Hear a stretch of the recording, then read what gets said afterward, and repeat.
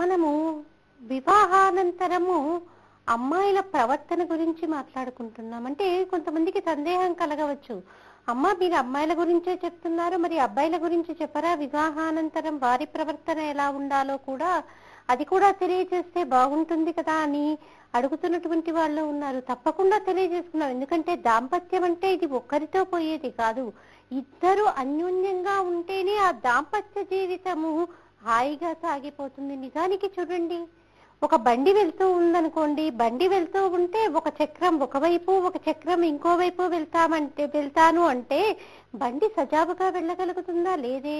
రెండు చక్రాలు కూడా ఒకే పంథాలో వెళ్తే మనం అనుకున్నటువంటి గమ్యాన్ని మనం సరిగ్గా చేరుకోగలుగుతాం. మరి దాంపత్య జీవితం కూడా అంతేనండి.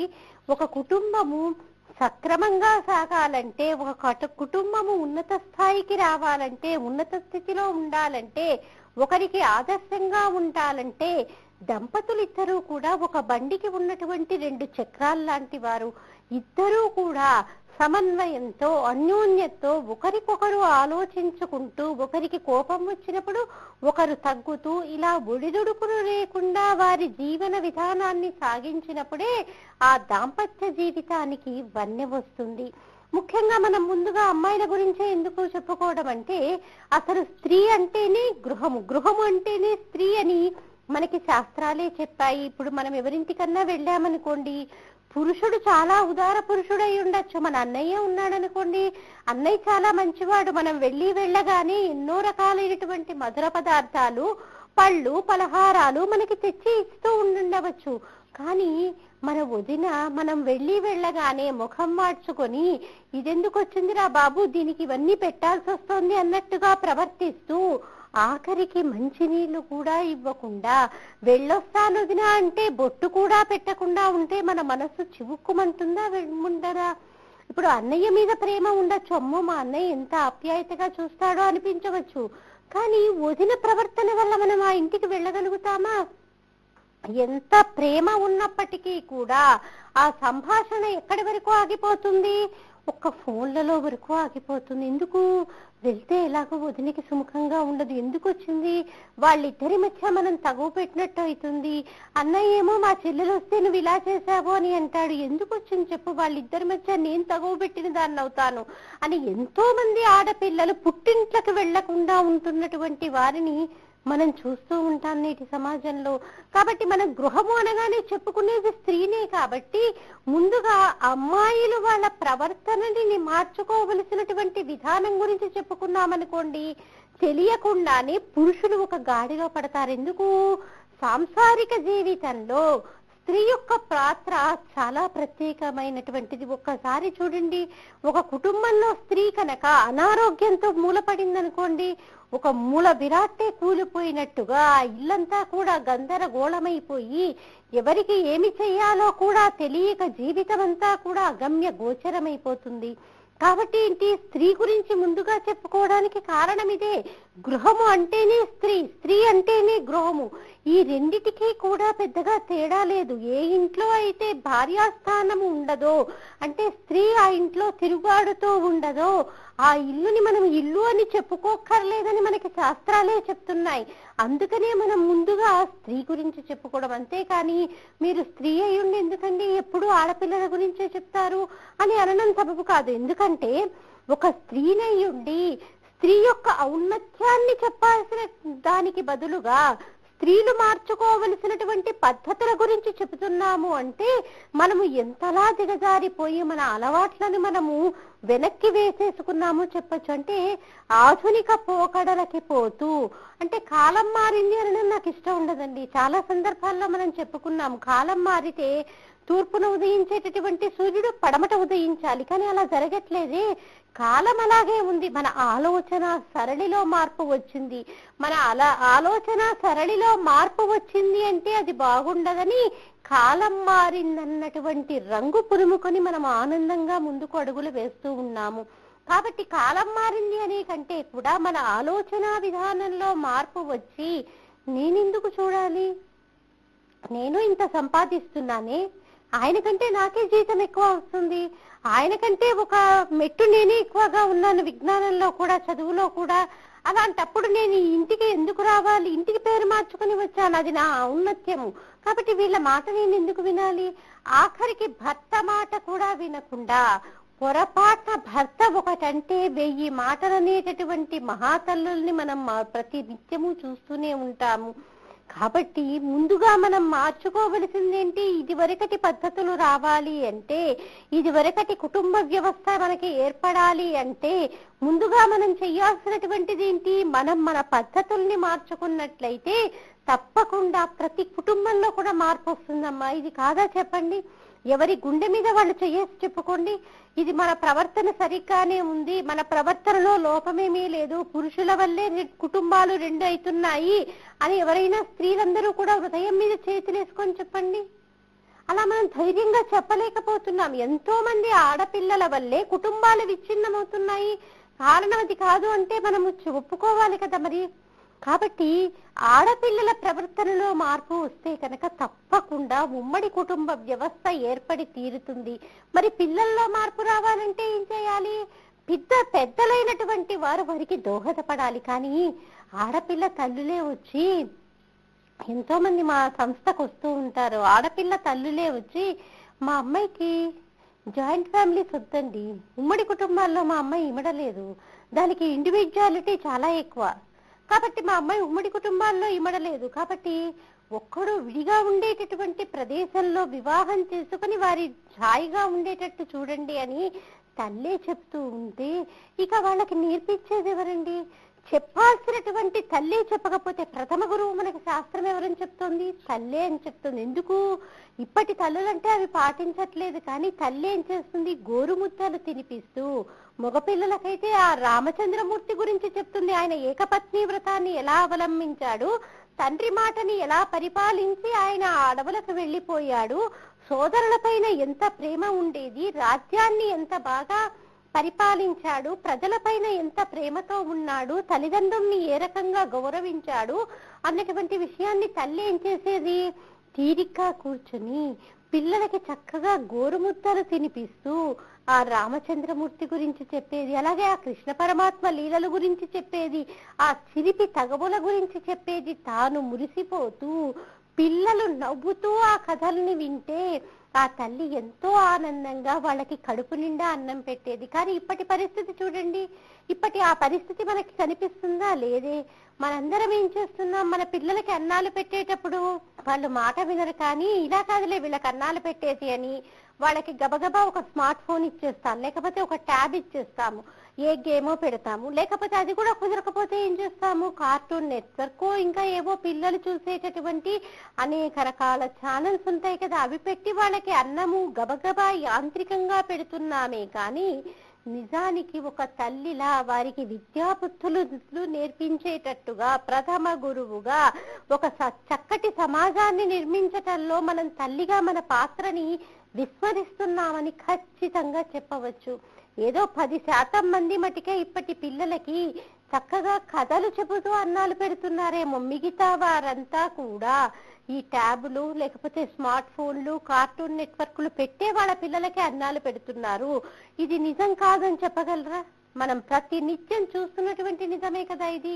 కాబట్టి ఏంటి, ఇది వరకు వారికి ఆ రామచంద్రమూర్తి గురించి తెలుసు కాబట్టే వాళ్ళు ఏం చేసేవారు? ఎటువంటి సమస్య వచ్చినప్పటికీ కూడా జీవితంలో వాళ్ళు తట్టుకొని నిలబడేగలిగేవారు. ఎందుకు?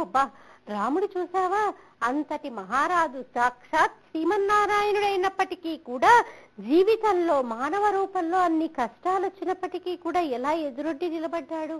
అలాంటి ధైర్యం మనకే ఉండాలి. మన అమ్మ మనకి చిన్నతనం నుంచి ఆ రామచంద్రమూర్తి గురించి చెప్పిందని ఎన్ని కష్టాలు వచ్చినా కూడా జీవితంలో ఎదుర్కొని నిలబడి గెలుపుని సాధించేవారు. ఈ పని మనం ఇప్పుడు చెయ్యట్లేదు కాబట్టే యువత ఏం చేస్తోంది? ప్రతి చిన్న విషయానికి కూడా విచలితులైపోతున్నారు, ఏ సమస్యని కూడా తట్టుకోలేకపోతున్నారు, మనసు బలహీనమైపోయి ఇక ఈ సమస్య నాకు తప్పితే ఎవరికీ రాదేమో, ప్రపంచంలో నా అంత దురదృష్టవంతులు ఇంకా ఉండరేమో, ఈ సమస్య నుంచి నేను బయటికి రావడం అన్నది ఇక దుర్లభము అన్నటువంటి తీరిలో ఆలోచిస్తూ వారి ప్రాణాలను కూడా పణంగా పెడుతున్నటువంటి సన్నివేశాలని మనము ఎన్నిటినో చూస్తున్నాము. కాబట్టి తల్లి ప్రథమ గురువుగా ఉండి ఏం చెయ్యాలి? పిల్లలకి సత్ప్రవర్తన నేర్పించటానికి దోహదపడాలి వారి యొక్క పాత్ర. నిజానికి ప్రతి తల్లి కూడా వాళ్ళ అమ్మాయి సుఖపడాలి అని కోరుకోవడంలో తప్పు లేదు. ఎందుకంటే మనం ఎంతో అల్లారు ముద్దుగా పెంచుకున్నటువంటి అమ్మాయిని మనం సుఖపడాలి పెళ్లి చేసినప్పుడు అని కోరుకోవడంలో తప్పు లేదు. కానీ ఏంటంటే ఇప్పుడు ఈ అమ్మాయిలని సుఖపడాలి అని కోరుకోవటంలో ఉమ్మడి కుటుంబాలు వద్దనడమే కొంత అభ్యంతరకరంగా అనిపిస్తుంది. ఎందుకంటారా, ఉమ్మడి కుటుంబాలు ఉండడం వల్ల ఏం జరుగుతుంది, వివాహమైనటువంటి కొత్తల్లో ఇటు అబ్బాయి అమ్మాయి ఇద్దరు కూడా సర్దుకుపోవడం కొంచెం కష్టమే. ఎందుకంటే ఎక్కడో పుట్టి పెరిగినటువంటి అమ్మాయి, ఎక్కడో పుట్టి పెరిగినటువంటి అబ్బాయి, ఇద్దరు అభిప్రాయాలు ఒక తాటిపైకి రావడానికి కొంత సమయం పడుతుంది. ఇద్దరి ఆలోచనలు ఒక విధంగా ఉండడానికి కొంత సమయం పడుతుంది. ఇద్దరు వారి వారి మనసులని అర్థం చేసుకోవడానికి కూడా కొంత సమయం పడుతుంది. ఈ సమయంలో ఏంటి, మనం వాళ్ళు అర్థం చేసుకోవటానికి కొంత సమయాన్ని వాళ్ళకి కేటాయించాలి. మనం పైన పెద్దలుగా ఏంటి వాళ్ళని మానిటరింగ్ చేస్తూనే మనం ఏం చేయాలి, వారు ఎక్కడెక్కడ తప్పటడుగులు వేస్తున్నారో వారికి దారి చూపగలగాలి. మరి పెద్దలు లేరనుకోండి, ఉమ్మడి కుటుంబం కాకుండా వారు విడిగా ఉన్నారనుకోండి, ఎవరి దారి వారిది, గోదారి అన్నట్టుగా వాళ్ళేంటి ఎవరి అభిప్రాయాలని వాళ్ళే ఆలోచించుకుంటూ నేను చెప్పిందే నిజము, నేను చెప్పినటువంటి పంథాలోనే నడవాలి అన్నటువంటి తీరులో వాళ్ళు ముందుకెళ్తారే. కానీ ఇద్దరిది ఒక మాట ఎలా అవుతుంది, ఎప్పుడు నువ్వు చెప్పిందే వినాలా, నేను చెప్పింది వినవా అంటూ భర్త అని, ఇటు భార్య కూడా ఎప్పుడు మీరన్నట్టే వినాలా, మీ మాటే నెగ్గాలా అంటూ భార్య అనుకుంటే ఇద్దరి మాట ఒకటి ఎప్పుడవుతుంది. పెద్దలు ఉన్నప్పుడు ఏంటి, అమ్మాయి ఏమనుకుంటుంది, అమ్మో మా అత్తగారు మామగారు ఉన్నారు, గట్టిగా వాదలాడుకుంటే దెబ్బలాడుకుంటే వాళ్ళు చూస్తారేమో అని ఆ అమ్మాయి వాదించకుండా ఒకసారి భర్త చెప్పిన దానికి తల ఒగ్గచ్చు. అలా కాకుండా భార్య చెప్పిన దానికి కూడా దీంతో వాదన ఎందుకు, కానీ దీన్ని చెప్పిన పని మనం కాదు అన్నామంటే దీని సంగతి మనకు తెలిసిందే కదా, రాచి రంపాన పెడుతుంది, గట్టి గట్టిగా అరిచేస్తుంది. ఈ అరుపులన్నీ మా నాన్నగారు వింటే బాధపడతారేమో, నేను ఇలా కష్టపడుతున్నానని ఆయన బాధపడతారేమో, లేకపోతే మా అమ్మ వింటే రేపొద్దున దాన్ని ఏమన్నా అంటే మళ్ళీ ఇది ఇంకో రకంగా రాద్ధాంతం చేస్తుంది. ఇదంతా ఎందుకు వచ్చిన గొడవ, అది చెప్పిన మాట వింటే పోలా అని పురుషుడు కూడా ఆ అమ్మాయి దారిలోకి వచ్చే అవకాశం ఉంది. మంచో చెడో భార్యాభర్తలు ఇద్దరు కూడా ఒక మాట మీద ఉండాలనే కదా మనం కూడా కోరుకునేది. అందున వివాహమైనటువంటి కొత్తల్లోనే ఇలాంటి సమస్యలన్నీ కూడా ఉంటాయి. కాబట్టి ఉమ్మడి కుటుంబం ఉన్నప్పుడు ఏంటి, పెద్దలున్నారన్నటువంటి భయంతో వాళ్ళిద్దరూ కూడా చక్కగా అన్యోన్యంగా ఉండడానికి ప్రయత్నించవచ్చు. ఒకళ్ళపైన ఒకళ్ళు మాట అనుకోవలసి వచ్చిన అమ్మో ఇంట్లో అందరూ ఉన్నారు కదా అన్నటువంటి భావనతో ఆ అనుకునేటటువంటి సందర్భాలు తగ్గిపోతూ రావచ్చు. ఇలా ఏంటి, ఇద్దరి మధ్య అన్యోన్యత అనేది బలపడుతుంది. అలా విడిగా ఉంటే ఏంటి, ఈ అన్యోన్యత బలపడడానికి ఇంకా చాలా సమయము తీసుకునేటటువంటి అవకాశం ఉంది. కాబట్టి ఇది గమనించాలి. ఏదో హాయిగా ఉంటారు అనుకోవడం కాదు, హాయి అనడానికి అర్థమేముందండి, ఇద్దరూ కలిసి ఉన్నా లేకపోతే ఉమ్మడి కుటుంబంలో ఉన్నప్పటికీ కూడా హాయి అన్నదానికి మనం ఏదైనా హద్దుని నిర్ణయించగలుగుతామా?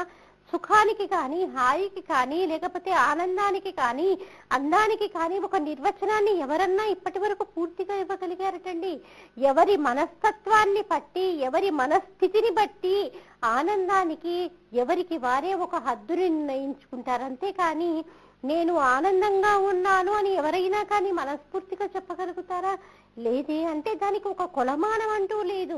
మనము ఊహించుకునేటటువంటి ఊహల్ని బట్టి, మన ఆలోచన విధానాన్ని బట్టి అది మారిపోతూ ఉంటుంది.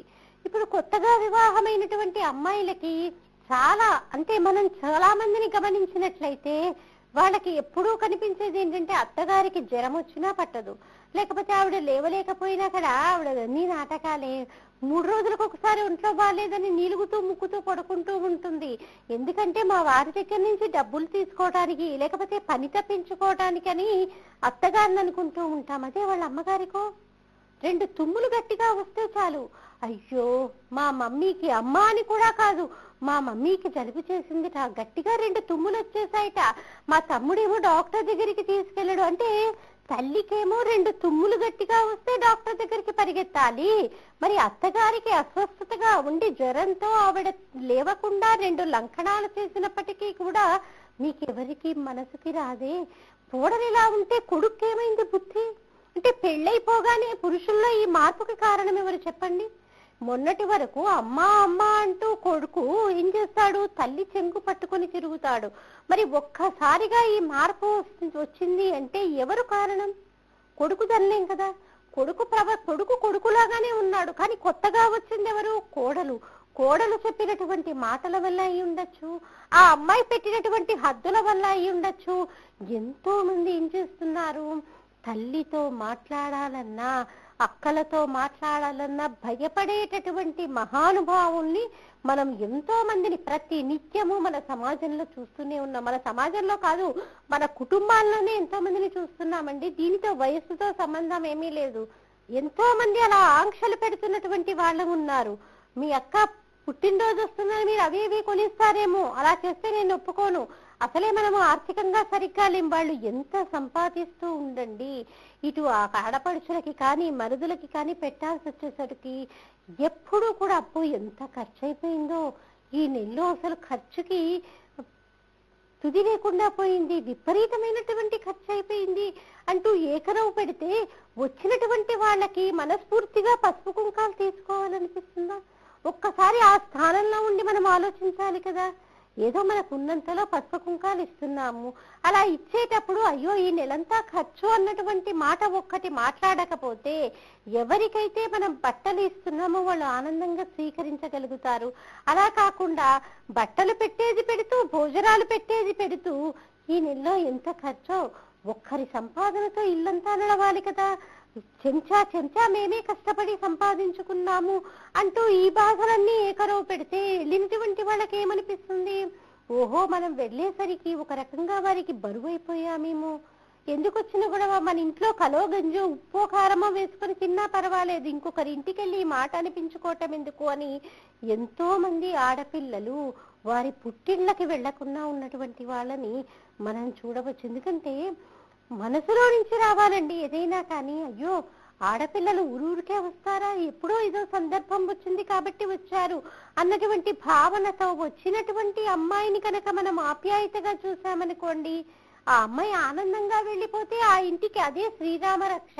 కానీ ఆ అమ్మాయిని బాధ పెట్టి కనుక మనం పుట్టింటి నుంచి పంపించామనుకోండి, అది నీకు నిజంగా ఒక రకంగా ఒకనొక సమయంలో అది శాపగ్రస్తం చేస్తుంది.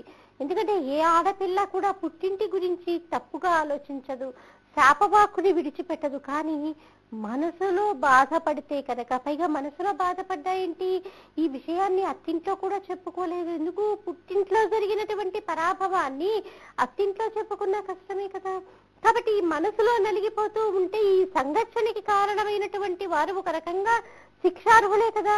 మరి ఇలాంటి శిక్షని అనుభవించాల్సినటువంటి వాళ్ళని మనం ఏం చేస్తాము? శిక్ష అనుభవించాలి అంటే ఏదో ఒక రకంగా ఎప్పుడో ఇంకా ముందో అనుభవించి తీరాల్సిందే. కానీ ఏ ఆడపిల్ల కూడా అలా కోరుకోదు, తన పుట్టింటి క్షేమాన్నే కోరుకుంటుంది, వాళ్ళు అభివృద్ధిలోకి రావాలని కోరుకుంటుంది. కానీ ఈ ఆడపిల్ల పడ్డటువంటి మనస్తాపము ఆ ఇంటికి ఏదో ఒక రోజు చిన్న చెరుపు మటుకు చేసి తీరుతుందండి. ఎందుకు? మరి ఆడపిల్లని బాధ పెట్టావు, ఆ ఇంటి లక్ష్మిని బాధ పెట్టావు కాబట్టి తప్పకుండా మీరు ఏదో ఒక సమస్యని ఎదుర్కోవలసి వస్తుంది. కాబట్టి ఇవన్నీ ఆలోచిస్తే మనకేమనిపిస్తుంది? మనం చిన్ననాటి నుంచి కూడా మన ఆడపిల్లలకి చక్కటి ప్రవర్తనని నేర్పాలి. ఒక సీతమ్మ తల్లి గురించి చెప్పాలి, ఒక ద్రౌపదీదేవి గురించి చెప్పాలి. ద్రౌపదీదేవి కూడా తక్కువేమీ కాదండి, ఆవిడ మహారాజ్ని. అంతటి మహారాజ్ని కూడా 5 భర్తలకి కూడా తానే సేవలు చేసేది. పరిచారకులు చిటిక వేస్తే వచ్చేటటువంటి పరిచారకులు ఎంతో మంది ఉండేవారు. కానీ తన భర్తలకి సపర్యలు తానే చేసుకునేది.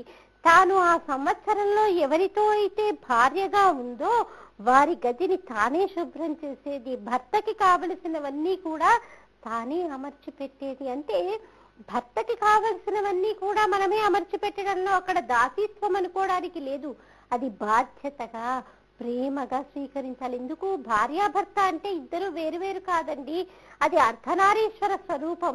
త్వయా వృత్వా వామం వపుః అపరితృప్తేన మనసా శరీరార్థం శంభో శంఖే వృతమభూత్. ఇదే తత్వద్రూపం సకల మరుణాభాం త్రినయనం కుచాభ్యామానం కుటిల శశి చూడాల మకుటం అంటూ మనకి శంకర భగవత్పాదుల వారు ఆ అర్ధనారీశ్వర తత్వం గురించి చెప్పారు. భార్యాభర్త అంటే శరీరాలు వేరే అయి ఉండొచ్చు, కానీ ఇద్దరి మాట కూడా ఒకటిగా ఉండాలి, ఇద్దరి ఆత్మ కూడా ఒకటిగా ఉండాలి. ఒకరికొకరుగా అంటే ఇద్దరు వేరుగా ఉన్నప్పటికీ కూడా ఒక బాటలో నడవాలి. అదే భార్యాభర్తలంటే ఆ రకంగా అన్యోన్యంగా ఉండడానికి ప్రయత్నం చేయాలి. అందుకే మనకి భార్య అనగానే ఏం చెప్తారు, సేవ చేసేటప్పుడు దాసీగా చెప్తారు. అంతేకాని నేను ఇంత చదువుకున్నాను, ఉద్యోగం చేస్తున్నాను, ఊళ్ళో వెళ్తున్నాను, నేను ఈయనకి దాసీత్వం చేసేదేంటి అన్నట్టుగా ఆలోచన ఉండదు. అంటే ఇద్దరూ ఉద్యోగాలు చేస్తున్నప్పుడు ఇంట్లో ఉన్నటువంటి పనిని సమానంగా పంచుకోవటంలో తప్పులేదు. కానీ ఎటువంటి ఉద్యోగము చేయకపోయినా కానీ నేనెందుకు చెయ్యాలి, ఆయన ఇంట్లోనే ఉంటున్నాడు కదా, ఆయన ఉన్నంతసేపు ఆయన చెయ్యొచ్చు కదా అన్నటువంటి ధోరణిలో మనము మాట్లాడుతూ సమాన హక్కుల గురించి పోరాడుతున్నాము. నిజానికి ఏ శాస్త్రంలో చూసినా ఎక్కడ చూసినా మనకి స్త్రీ పురుషుల్ని ఇద్దరిని ఎక్కడ సమానంగా చెప్పలేదండి. స్త్రీని ఒక మెట్టు పైనే కూర్చోబెట్టింది మనకి శాస్త్రం. మనమేంటంటే అది అర్థం చేసుకోలేక ఇప్పుడు ఏం చేస్తున్నాము, వేదికలెక్కి సమాన హక్కుల గురించి పోరాడుతున్నాం. నిజానికి శాస్త్రం మటుకు స్త్రీని పురుషుడి కంటే కూడా ఒక మెట్టు పైనే కూర్చోపెట్టింది, అంతటగా పూజించింది స్త్రీలని మన శాస్త్రాలు. కాబట్టి ఏంటి, ఆడపిల్ల యొక్క ప్రవర్తనలో కనుక మార్పు వస్తే ఈ ఉమ్మడి కుటుంబ వ్యవస్థ తిరిగి ఏర్పడితే ఎన్నో రకాలుగా ఉపయోగాలు సమాజానికి ఉంటాయి, కుటుంబాలకి ఉంటాయి. మరి తల్లికి అనారోగ్యం వస్తేనేమో విరవిల్లాడిపోతావే, రెండు తుమ్ములు గట్టిగా వస్తే అత్తగారు లంకణాలు చేసినా కూడా పట్టదే. పోనీ ఇంకా నిజానికి ఆవిడ కూడా అనారోగ్యస్తురాలైతే ఇక ఆవిడ్ని చూసేది ఎవరు? మరి ఒక వృద్ధాప్యంలో ఉన్నటువంటి వారికి ఒకసారి ఆలోచించండి, అసలు వారితో మాట్లాడకుండా మాట్లాడాల్సి వచ్చినా ఏదో ముక్తసరిగా మాట్లాడుతూ అత్తగారితోటి 24 గంటలు తల్లితో మటుకు ఫోన్లలో మాట్లాడుతూ వాళ్ళ క్షేమ సమాచారాలను తెలుసుకుంటూ ఉంటే ఇంట్లో చూస్తున్నటువంటి వారికి ఎంత బాధ కలుగుతుంది. అయ్యో, నేను ఇంటికి ఇంత చాకరీ చేస్తున్నాను, ఒక్కరోజు నన్ను ఇంత ప్రేమగా మాట్లాడించరే, నిజానికి ఏదో భగవంతుడి అనుగ్రహం వల్ల నేను ఈ మాత్రం అనారోగ్యం లేకుండా ఆరోగ్యంతో ఉన్నాను కాబట్టి సరిపోయింది. అదే నాకు కూడా ఏదైనా అనారోగ్యం ఉంటే ఇక నన్ను చూసేది ఎవరు? వీళ్ళే సరిగ్గా చూసుకోలేరు, నన్ను చూస్తారన్నటువంటి నమ్మకం నాకు లేనే లేదు అని ఆ యొక్క పెద్దలైనటువంటి వారు అత్తగారు మామగారు బాధపడుతూ ఉంటే మరి దానికి బాధ్యులు ఎవరు చెప్పండి? స్త్రీనే కదా. ఒక్కసారి ప్రేమగా ఇలాగో అత్తగారిగా ఆవిడ చేసే పని చేస్తూనే ఉంటుంది. ఒక్కసారి మనము అత్తగారికి కానీ మా అమ్మగారికి కానీ బాగాలేనప్పుడు, ఏంటి ఒంట్లో బాగాలేదా, పదండి డాక్టర్ దగ్గరికి వెళ్దాము అంటూ డాక్టర్ దగ్గరికి వాళ్ళు రామని నీ కోపంతో అంటే బిగుసుకుపోతూ ఉంటారు. ఇప్పుడు పెద్దలైనటువంటి వారు ఏంటంటే ప్రతి చిన్న విషయానికి డాక్టర్ దగ్గరికి వెళ్ళాలి అంటే అది అనవసరపు ఖర్చుగా భావిస్తూ ఏం చేస్తారు, దాన్ని దాటవేస్తూ ఉంటారు. 2 రోజులు మాడితే అదే తగ్గిపోతుందిలే అని పెద్దలైనటువంటి వారు ఏం చేస్తూ ఉంటారు, డాక్టర్ దగ్గరికి వెళ్ళడానికి కూడా వెనుకడుగు వేస్తూ ఉంటారు. వెళ్ళకూడదు అని కాదు, ఇది పెద్ద ప్రమాదమేమీ కాదు అంటూ వెనుకడుగు వేస్తూ ఉంటారు. అలాంటి సందర్భాలలో మనం కల్పించుకొని కాదు మీకు ఇంత జ్వరంగా ఉంటే డాక్టర్ దగ్గరికి ఎందుకు రారు, పదండి నేను తీసుకెళ్తాను అంటూ మనం వారిని బలవంతంగా కనుక వైద్యుడి దగ్గరికి తీసుకెళ్ళామనుకోండి, నిజానికి వాళ్ళు తప్పి ఉబ్బిబ్బైపోతారు. మనకి నిజంగా వారికి ఇంకా ఏ మందులు అక్కర్లేదు, కానీ కోడలి ప్రేమ వారిని కాపాడి తీరుతుంది. నా కొడుకు కంటే కూడా కోడలు నయం కదా, నా కొడుకన్నా పట్టించుకోలేదు, వాడు కూడా చూడు నేను ఒంట్లో బాగాలేదని తెలిసినా వాడి పాటికి వాడు ఆఫీస్కి వెళ్ళిపోయాడు. కానీ అమ్మాయి కోడలు చూడు, 1 గంట పర్మిషన్ పెట్టింది, 1 గంట పర్మిషన్ పెట్టి చక్కగా నన్ను వైద్యుడి దగ్గరికి తీసుకెళ్లి మందులు కొని మళ్ళీ నాకు వేసుకోవాల్సినవి కూడా అన్నీ చెప్పి మళ్ళీ తను నన్ను ఇంటి దగ్గర దించి ఆఫీస్కి వెళ్ళింది. నాకు చక్కటి కోడలను అనుగ్రహించాడు భగవంతుడు. ఈ జీవితానికి ఇది చాలు, నా కొడుకు కంటే కూడా నా కోడలు నన్ను బాగా చూసుకుంటుంది అంటూ ఆ వృద్ధ దంపతులు ఎంత ఆనందపడిపోతారు చెప్పండి. నిజానికి వారికి ఇక ఏ బి కాంప్లెక్స్ ఏ ఫ్రూట్ జ్యూస్ కూడా అక్కర్లేదు. ఎందుకు, కోడలి యొక్క ప్రవర్తన వల్ల వారు అంత బలాన్ని పుంజుకుంటారు. ఒక్క మాటే కదండి ఏదైనా. ఒక్క మాటతో మనం ఏం చేయొచ్చు, ఒక కాపురాన్ని నిలబెట్టవచ్చు. ఒకే ఒక మాటతో మనము కాపురాన్ని కూల్చొచ్చు కూడా. ప్రపంచ యుద్ధం రావాలన్నా ఒక మాట చాలు. దాన్ని సమన్వయంతో మనం చక్కటి యుద్ధం లేకుండా దాన్ని సామరస్యంగా ముందుకు సాగించాలన్నా ఒక మాట చాలు. కాబట్టి ఒక మాట, ఒక చిన్న చిరునవ్వు అనేది ఒక కుటుంబానికి ఎంతో శాంతిని చేకూరుస్తాయి. అలాగే మనం సామూహికంగా కాత్యాయని వ్రతాలు చేస్తున్నామమ్మా. ఈ కాత్యాయని వ్రతాలు చేసుకోవటం వల్ల వివాహ యోగ్యత ఆలస్యమవుతున్నటువంటి వారు తొందరగా వివాహ యోగ్యతని పొందుతారు. మీరు సంప్రదించాల్సినటువంటి మా టెలిఫోన్ నెంబర్ 8125512611 సంప్రదించవచ్చు. అలాగే మీకు మీ కుటుంబంలో ఏ ఇతరమైనటువంటి సమస్యలు ఉన్నప్పటికీ కూడా, భార్యాభర్తల మధ్య ఉండొచ్చు, ఆర్థిక పరమైనటువంటి ఇబ్బందులు ఉండొచ్చు, మీరు సంప్రదించాల్సినటువంటి మా టెలిఫోన్ నెంబర్ 8125512611 సంప్రదించగలరు. ఇంకా దీనికి సంబంధించిన విషయాలు మళ్ళీ మన కార్యక్రమంలో తెలుసుకుందామమ్మా. స్వస్తి.